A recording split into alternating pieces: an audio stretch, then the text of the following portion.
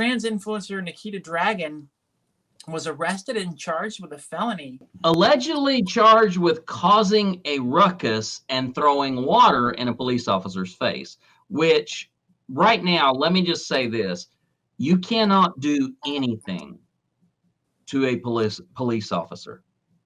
Okay? You cannot do anything to a police officer because right now, and we were just talking about earlier in the criminalization of communicable diseases, that even if you unintentionally spit on one, it can be taken as an intentional act. So if you are ever in an altercation with police officers, do the best you can to sit calmly with your hands visible. Do not do anything to resist them in the sense of putting up a fight.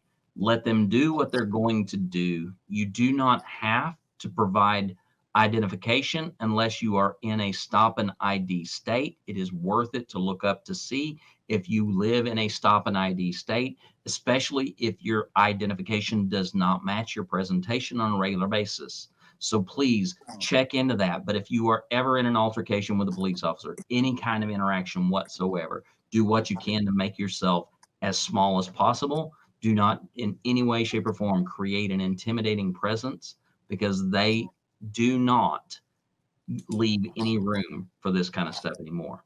But Nikita was at the Good Time Hotel and claimed that the guest employees claimed that she was walking around the pool area naked, and then later caused a disturbance in her room. When security knocked on the door, she opened it and then allegedly slammed it in their faces. So police were later called, and they knocked on her door with security in tow. Nikita responded by opening the door, saying, "Do you want more?" and spraying the security guards and police with an open water bottle. The charges are felony battery of a police officer, account battery, and one of disturbance. Yes, it is. Battery is when you come into contact with a police officer with your own body or with anything under your control. So if you come into contact with a police officer by moving your hand, that is battery. If you threaten them, that is assault.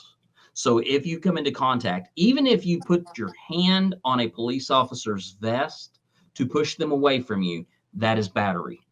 She has been given a $5,000 bond after being booked into the Miami-Dade prison. Here is where the story expands. From what initial reports have said and on follow-up, Nikita was placed within a men's unit within the correctional system. She was not placed within the women's unit. This has been investigated by her representative, even the state representative that is she is in their district, even looked into this and wants to know, why was this individual placed within a men's unit within a correctional system? She is obviously a woman. So this kind of went to a whole new level of abuse, and basically saying, we're not gonna see you as a woman. We are going to put you in a men's unit. And if this is the case, there's definitely a shakeup happening in the Miami-Dade area.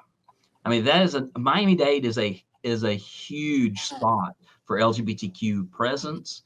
And if Miami-Dade is treating trans individuals this way, we could probably see a reaction from the community that demands some sort of justice and change in the system.